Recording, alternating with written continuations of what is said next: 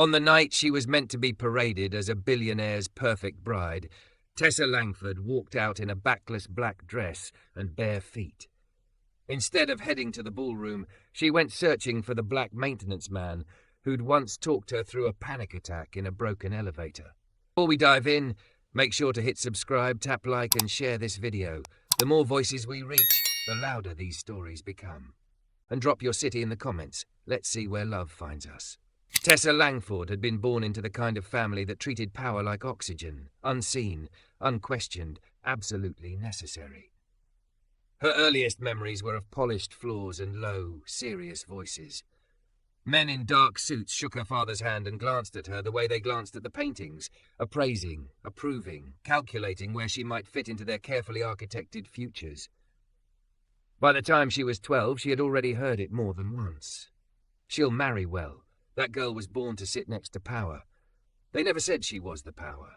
Not then. Time fixed that part.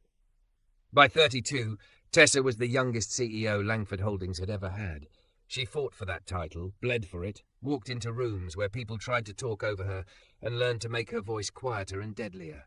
When she spoke now, men twice her age leaned forward to listen.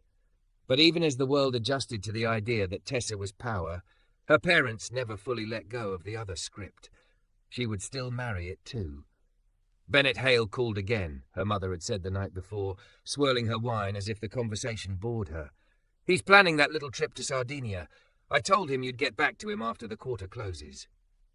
I never said that, Tessa replied, cutting her steak into neat, controlled slices. Her mother smiled without warmth. Darling, you don't say it, you just do it. You and Bennett make sense. His fund, our holdings, it's a perfect match. A merger, you mean, Tessa said. That's what marriage is at our level, her father added, barely glancing up from his phone. You know that. She did know. It was the first thing they'd ever taught her. That morning the city lay blue and bright below the floor-to-ceiling windows of Langford Tower. Tessa stood there for a long time, coffee in hand, watching people far below move like tiny pieces on a board. Her reflection hovered over the glass. Sharp, dark blonde hair in a smooth twist, thick gold hoops in her ears, a deep burgundy dress that hugged her body unapologetically. She was thick and unmistakably curvy, full hips, a soft, generous chest, thighs that pressed together even when she was standing straight. For years she'd tried to disappear into black suits and loose blouses, pretending her body didn't exist. Now the dress traced every line she used to hide. If they were going to underestimate her, she'd decided, she might as well be comfortable while she proved them wrong. Tessa? Her assistant, Aria, appeared at the door, clutching an iPad. The Hale call is in 10. Move it, Tessa said without turning. Tomorrow. Aria hesitated. He's persistent. So am I. Tessa finally looked away from her reflection. Tell him I'm busy with something that actually pays us. Aria bit back a smile. You got it. The morning unspooled into numbers and arguments and a quiet victory when she forced a board member to back down without raising her voice. It was the kind of day that usually left her buzzing. Instead, she felt hollow, like the success was landing in some space just to the right of her. By 3 o'clock, a headache pulsed behind her eyes. She decided against every instinct drilled into her since childhood to leave early. Aria, I'm heading out, she said, shrugging into a soft camel coat. Aria's eyebrows shot up. You, before 6? Do I call a doctor? Shut up, Tessa muttered, but the corner of her mouth twitched. If anyone asks, I'm on a call. She stepped into the executive elevator, grateful for the brief silence. The doors slid shut. The car began its smooth descent. Then, with a jolt, it stopped. The lights flickered once, twice, and settled into a dim emergency glow. The floor vibrated under her heels, then went still. Tessa's hand shot to the rail before she could think. You have got to be kidding me. She jabbed at the control panel. Nothing. She hit the red emergency button. A weak buzz answered, and then cut out. The walls felt closer than they had a second ago. It's fine, she told herself. It's a glitch. Someone will fix it. You are not 12 in that broken-down hotel lift in Rome. You are not. Her breath came in a little too shallow. Sweat beaded between her shoulder blades beneath the dress. The elevator hummed softly, indifferent to her spiraling. Hey! A voice called faintly, muffled by metal. Anyone in there? Tessa startled, the sound cutting through her rising panic. The voice was low, warm, edged with surprise. Yes, she called back, forcing her tone steady. The elevator's stuck. Thought so, the voice replied. She heard footsteps, a clang, the scrape of something metal. All right, I'm right outside. I'm going to take a look at your panel, see what she's doing. Is that safe? The question slipped out before she could stop it. Safer than you staying stuck in there all afternoon, the man said. You alone? Yes, she answered. All right. There was a quiet kind of certainty in his voice, like he'd made some internal promise. Stay away from the doors, yeah? Just in case she decides to be dramatic. He said it like it was a person, and something in Tessa loosened half an inch. She pressed her back against the cool mirror panel. How long is this going to take? Depends what she broke, he said. What's your name? Tessa, she said. Habit rose to the surface, and she added, Tessa Langford.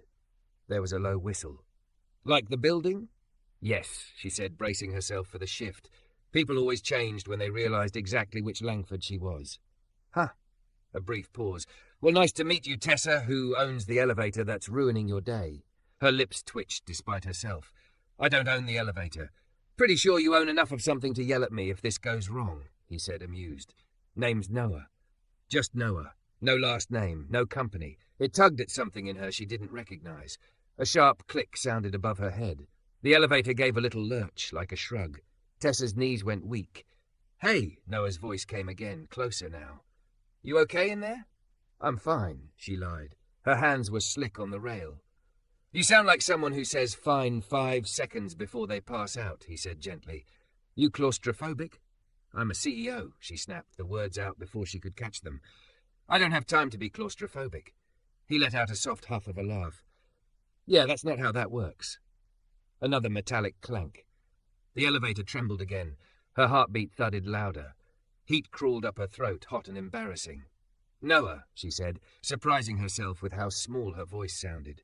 I don't like feeling trapped. The silence on the other side shifted. When he spoke again, his tone had lost its teasing edge. Okay, he said quietly. We can work with that. You listening? Yes, she whispered. I want you to do something for me, Noah said. Feet flat on the floor. Feel it under you. You got heels on? Obviously, she muttered, the word wobbling. Even better, he said. Plant them anyway. Now, breathe in for 4 counts. Real slow. Then out for 6. I'll count with you. She almost argued. She didn't do people telling her what to do. But the walls were too close and his voice was steady and something in her was so tired of powering through alone. Okay, she said. He counted with her. 1, 2, 3, 4 in. 1, 2, 3, 4, 5, 6 out. His voice filled the cramped space, anchoring her to something outside the metal box and her own pulsing fear. By the 4th breath, the edges of her vision had stopped fuzzing. There you go, he said softly. See, doesn't matter how rich you are, oxygen still works the same way. You're very smug for someone who's currently responsible for my life, Tessa said, but there was more air in her words now. Occupational hazard, Noah replied. All right, I think I've got her. She's just being dramatic, like I said. Who's she? Tessa asked. The motor, he said. Or fate. Take your pick. There was a final clunk. The elevator dropped half an inch and then rose, smooth and sure, toward the lobby. The emergency light blinked off. The normal soft white glow returned. Door's going to open in 3, Noah called. 2. 1. The doors slid apart. Tessa blinked at the sudden brightness. For a heartbeat, she just stood there, catching her breath. Then she stepped forward. Noah was waiting just outside, one hand still on an open wall panel, a worn tool bag at his feet. He was taller than she'd imagined from his voice, broad-shouldered under a faded navy work jacket, dark skin marked with a faint sheen of sweat. His hair was cropped close, his jaw was dusted with a neat beard, his boots were scuffed, his hands, resting loosened around a wrench, were rough and capable. His eyes met hers, and they were kind. Not reverent, not calculating, just kind. You made it, he said, lips curling into a small, crooked smile. Tessa, right? She realized belatedly that he could see all of her too, the expensive coat, the cling of the burgundy dress around her generous hips, the steadying hand she still had on the doorframe. For once, she didn't tuck her body in or smooth her skirt. She just breathed. Yes, she said, thank you. For whatever you did. Didn't do much, he replied. You did the hard part. I just kicked the right panel and pretended I knew what I was doing." Her laugh burst out, sharp and surprised. His smile widened, pleased like he'd just won a quiet game. "Should I file a complaint?" Tessa asked, arching a brow. "Elevator failure, emotional distress, mysterious maintenance man." "Well, if you're filing, maybe don't mention my name," Noah said. "I'm just the guy they contract when they don't want to pay the in-house team overtime." Something tightened in her chest. "Contractor?" "Yeah." He shrugged, one shoulder lifting. "I'm not on anybody's payroll long enough to get an ID badge. Just pass through, fix things, move on. No anchor, no benefits, no safety net, nothing." "Seems like an important job," she said carefully. "Depends who you ask," Noah replied, glancing at the panel as he closed it. "Most people only remember we exist when the lights go off or the box stops moving." He wiped his hands on a rag, then looked back at her. For a moment, neither of them spoke. "Well," he said finally, stepping back. "You're good to go, Tessa Langford. Try not to get stuck between floors again today. Kinda ruins the born-to-rule-the-world vibe." She should have walked away. She had a driver waiting, a stack of emails, a life mapped out in contracts and expectations. Instead, she stood there, her heart still echoing that slow, counted rhythm he'd given her. "How did you know," she asked quietly, "about the born-to-rule part?" He tapped the side of his head. "You had the look," he said. "Like the world's already on your shoulders, and everyone's still asking you to carry more." His gaze flicked, just for a second, to her curves, then back up to her eyes with deliberate respect. "And you carry it anyway." Heat fluttered under her ribs, unfamiliar and sharp. "Thank you," she said, and she meant more than the elevator. "No problem." He swung his tool bag up, the muscles in his forearm flexing. "Like I said, I just fix things." As she walked past him toward the lobby, her heels clicking against marble, Tessa realized with a clarity that frightened her. She had been born to marry power. Everyone had told her that since she could remember. But the first man who had made her feel less alone in years was the one standing in a borrowed jacket with nothing in his pockets except a wrench and a schedule that probably didn't include her at all. The next morning, Tessa couldn't stop thinking about his hands. Not in the way she'd thought about men's hands before, on her waist, at the small of her back, possessive at a gala. She kept seeing Noah's fingers curled around the wrench, steady and sure, as if he knew exactly which bolt to touch to keep her world from falling. She'd woken up before dawn, the city still blue and soft outside her floor-to-ceiling windows. Her phone brimmed with emails, calendar alerts, a text from Bennett. Dinner tonight. Non-negotiable. She'd typed 3 different responses, deleted all of them, and finally sent nothing. In the mirror, she watched herself slide into a fitted dark teal dress that hugged every curve, then buttoned a cream blazer over it. She pinned her thick blonde hair into a twist, added a gold cuff bracelet. Powerful, polished, untouchable. Except she didn't feel untouchable. On the drive to Langford Tower, she heard his voice in her head again. "You sound like someone who says fine 5 seconds before they pass out." By 10 a.m., she'd bulldozed a supplier into backing down on an unfair clause, fielded a call from her mother about that darling engagement party venue in Monaco, and signed off on a 7-figure marketing budget. But she hadn't gotten him out of her head. "Aria," she said finally, setting her pen down. "Who handles building systems? Elevators, HVAC, that kind of thing." Aria blinked. "There's a facilities liaison. Why?" "I want a report," Tessa said. "Maintenance schedules, vendor contracts, incident logs, the works." "Since when?" Aria asked slowly. "Since the elevator tried to eat me yesterday," Tessa said. "And because if something fails, I want to know who we're underpaying." Aria's eyes warmed. "I'll get it." An hour later, Tessa was scanning a spreadsheet on her tablet. One vendor name kept appearing in the margins of the elevator logs. Crossline Systems. Subcontractor. Emergency callouts. She zoomed in. The next entry made a heartbeat trip. Emergency response. Elevator car E3 stalled between floors 11 to 12. Contractor N. Carter. Resolved 1632. Carter. She'd never asked his last name. Without giving herself time to think about it too much, she said, "Get me the facilities liaison." Minutes later, a slightly anxious man in a wrinkled shirt stood in her doorway. "Miss Langford?" "Come in, Miss Jeffers," he said. "I oversee vendor coordination for the building. Is there a problem?" That's exactly what I want to find out, Tessa replied. Walk me through our elevator maintenance structure. He relaxed as he talked. People always did once she made it clear she wasn't about to fire them. Langford Tower had an in-house team for routine checks. For late calls, overflow, or specialised work, they used a rotating list of contractors. Crossline Systems was one of them. And the individuals they send? Tessa asked, scrolling. They're independent techs, Jeffers said. Good people, mostly. We don't really interact with them at the executive level. Of course you don't, she thought. They come in through the loading dock. Can I get a copy of Crossline's current contract, she asked. Jeffers blinked. Personally? Yes, she said, personally. He nodded quickly. I'll send it right away. When the document hit her inbox, it took Tessa all of 3 minutes to find it. Net 90 payment terms. Penalties for late arrival. No hazard pay. No floor on hourly rates. All wrapped in pleasant corporate language. Noah had joked about not having an ID badge. Here was the proof of what that meant. She stared at the screen, the numbers blurring. This wasn't her department. She had bigger deals on her plate, acquisitions, expansions, negotiations that would make headlines. But she kept seeing his calm eyes in that narrow hallway. I just fixed things. Aria, she said abruptly, what's on my schedule at 3? You have a prep call for the Hale merger dinner, Aria replied, with legal and PR. Cancel it. Cancel. Aria choked. Tessa, your parents.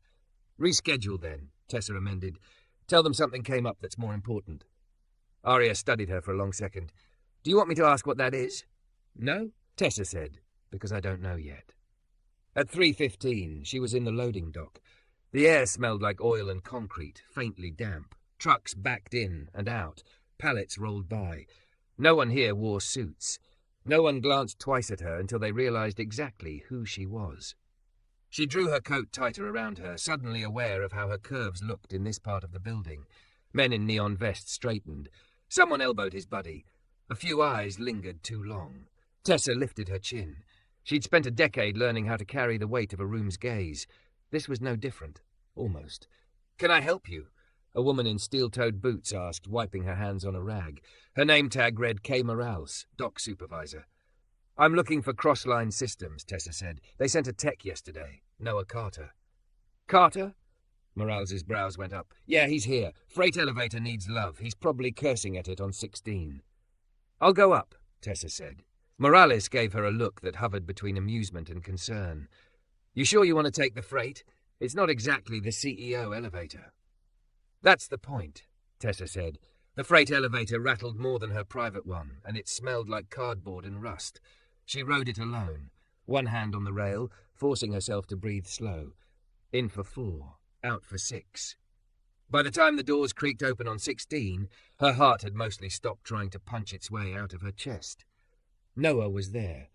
He was half inside an open elevator panel, one knee on the ground, tool bag splayed beside him. His jacket was off, sleeves pushed up to his forearms, exposing cords of muscle and a faint scar that curved along one wrist. Sweat darkened the collar of his navy t-shirt. Come on, sweetheart, he muttered at the machinery. Just give me one cooperative wire. I'm not asking for a miracle.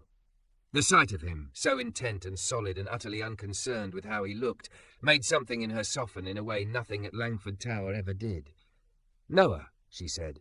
He jolted, bumped his head on the panel, and swore under his breath. When he turned, irritation slid off his face, replaced by surprise. Well, damn, he said. I thought the building ghosts were finally talking back. She laughed before she could stop herself. Sorry, I didn't mean to sneak up on you. You didn't, he said, wiping his hands. You just really don't belong in this hallway. His gaze swept over her, coat open, deep teal dress hugging her waist and hips, thick thighs in sheer hose, heels clicking against concrete. For a second his eyes dipped, heat flickering there, then snapped back up to her face with that same deliberate respect. Hi, he added, softer. You okay? I am, she said. No elevators tried to murder me today. Proud of them, he said. I had a stern talk with their union rep. She smiled, then sobered. I came to find you. His brows rose. That's usually my line. I read the contract, she blurted, then winced. Your contract, with us, with Langford, he blinked. That's not a sentence I expected to hear from a CEO. It's a bad contract, she said. Net 90 terms, penalties with no hazard compensation. It's unacceptable. His mouth curved, not into a smile, but something bittersweet. For who? For you, she said. For the people doing the work that keeps my elevators from turning into coffins. Noah watched her for a long moment. The hallway hummed around them. Distant voices, the whir of a fan, the steady pulse of some unseen machine. Takes 90 days for a check to land, he said quietly. You know how many landlords and grocery stores take net 90 as payment? Her throat tightened. None. Yeah, he said. So we float it. We use cards. We juggle. We pray nothing big breaks in between. He shrugged one shoulder. That's the deal. We sign it or someone else does. It shouldn't be the deal, she said, anger prickling hot behind her ribs. We can fix it. Noah let out a low breath, half amusement, half something like admiration. Just like that? Yes, she said. I'm the CEO. I approve contracts that large. If I say we renegotiate, we renegotiate. His gaze shifted, gauging something in her. Why? He asked. Because it's wrong, she said simply. Her parents would have rolled their eyes, called it sentimental. Bennett would have called it off-brand.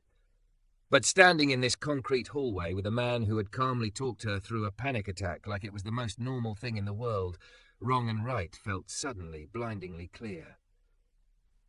Noah's features softened. You're the first person in a suit who said that out loud to me, he said. Mostly they just tell me the terms are standard. Standard is just what we've all agreed to tolerate, Tessa said.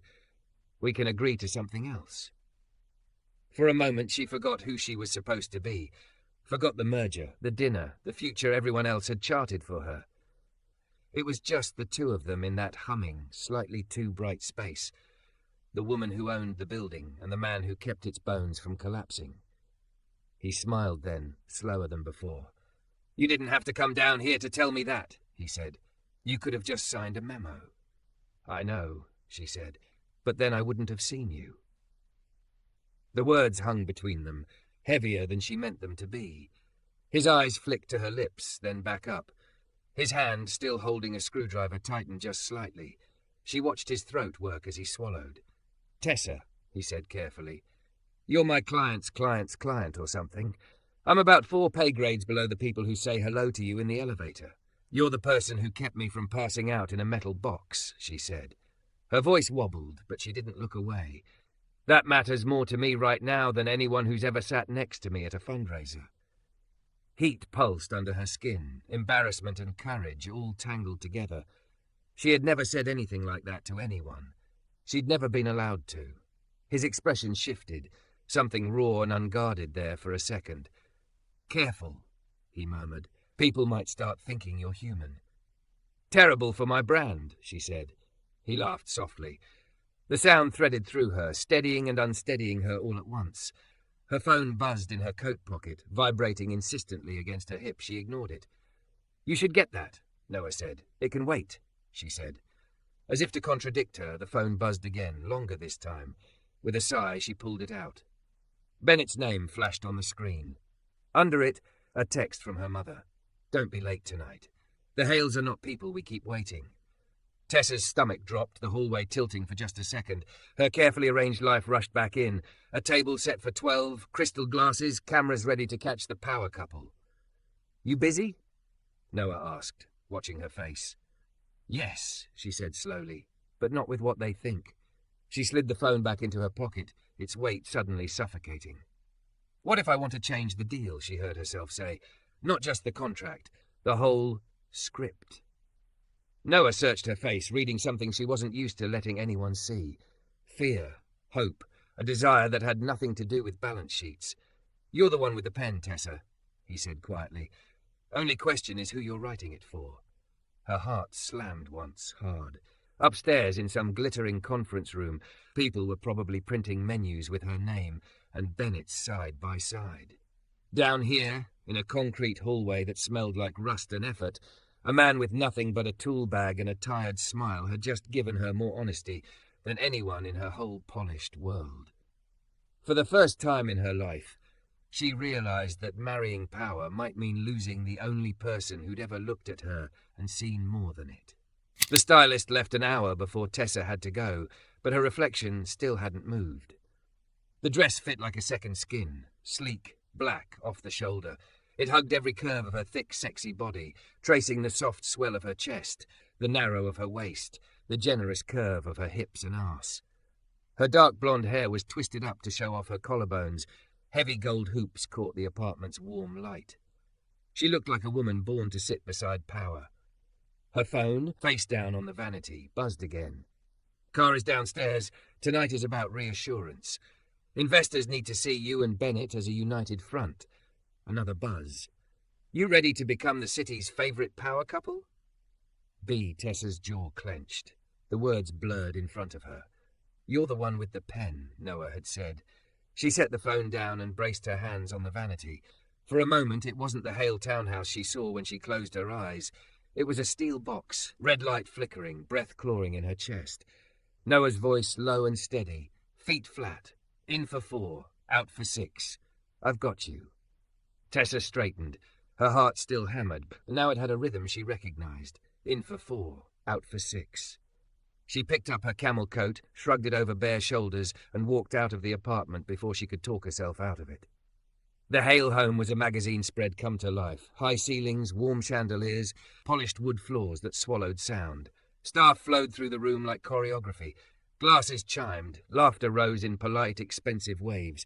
Conversations dimmed as Tessa entered with her parents. Heads turned. She felt the room sweep her up.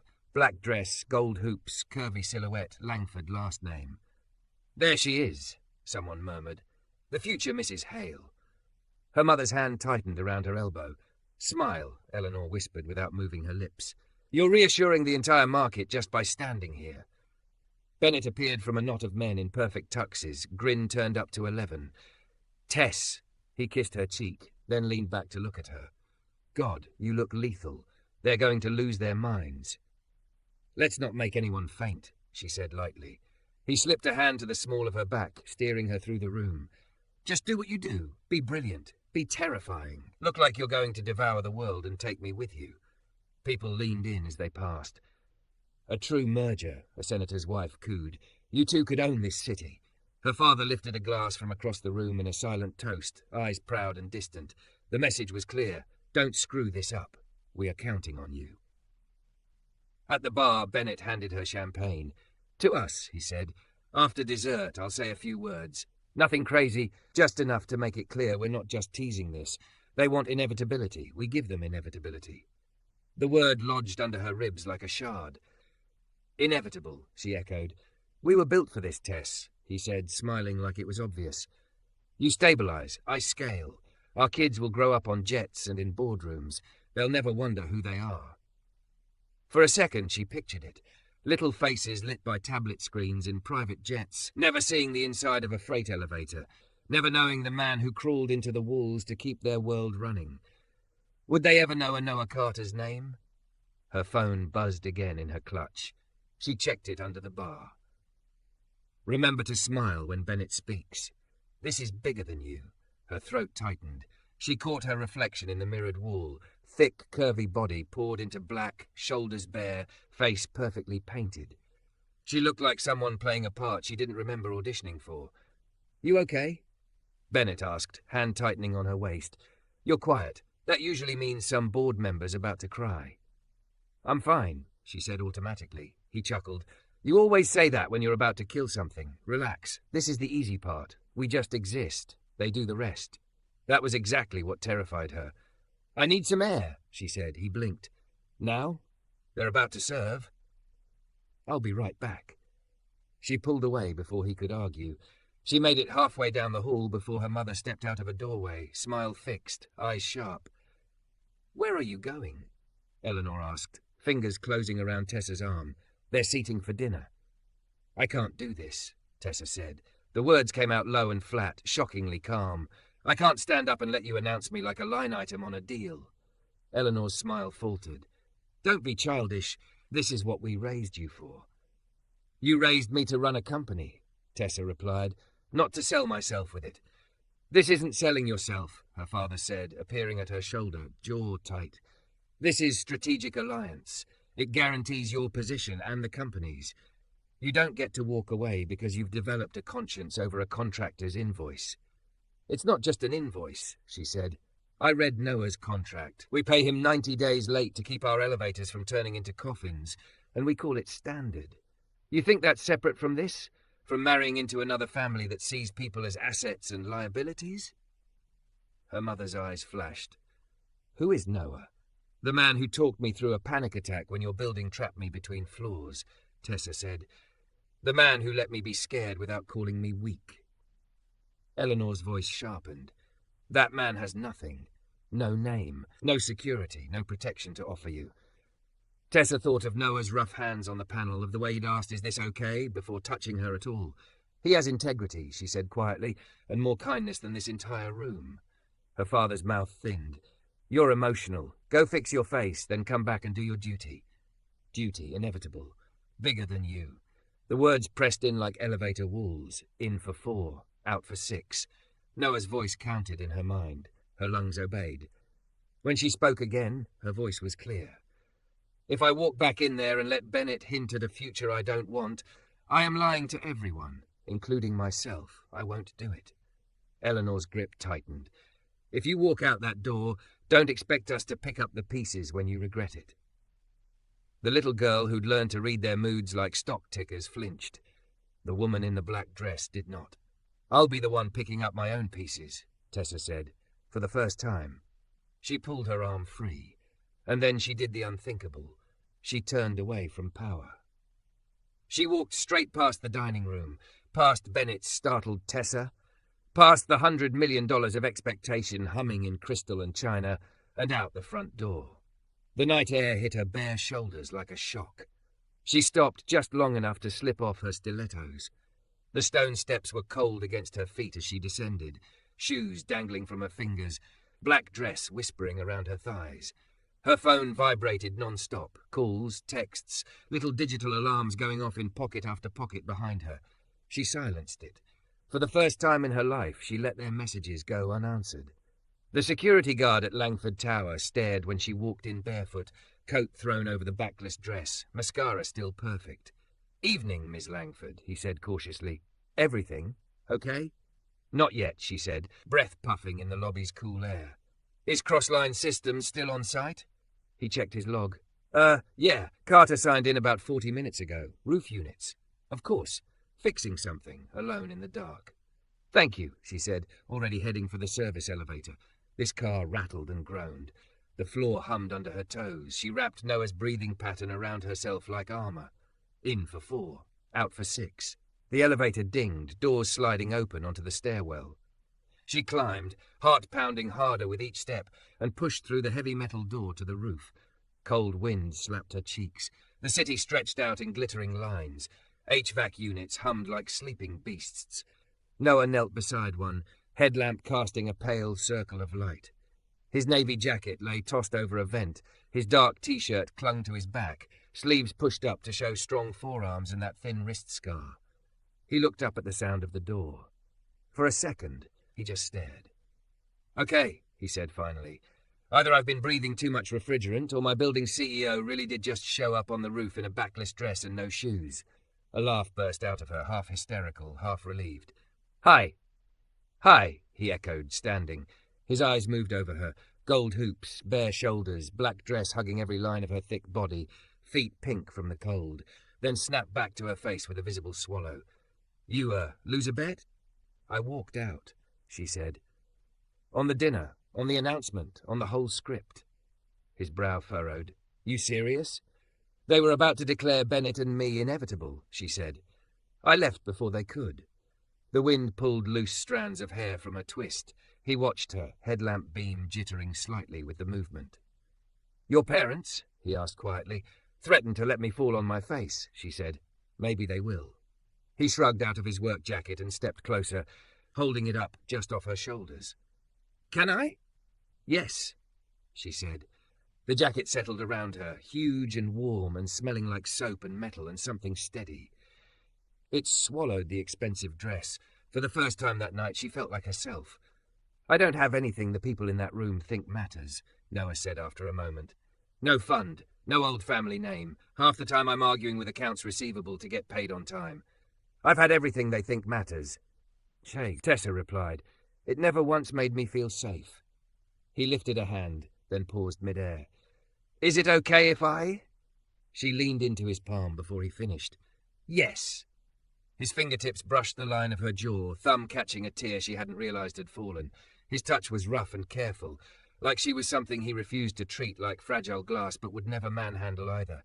"This won't be easy," he said. "They'll talk. They'll make up reasons. You'll lose people." "I already lost them when I stopped being what they wanted," she said.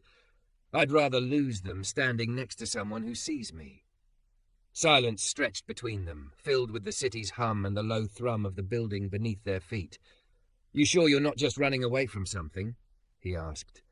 "I'm running toward you," she said simply. "That's the difference." His breath hitched. For the first time since she'd met him, Noah looked a little unsteady. "Okay," he murmured. "Then come here." This time no one guided her with a hand at her back. No deal, no family, no fund, just her. She stepped into his arms, thick body fitting against his solid chest, her hands sliding up around his neck, his arms wrapped around her waist, firm and careful, like he knew exactly how close to hold without caging.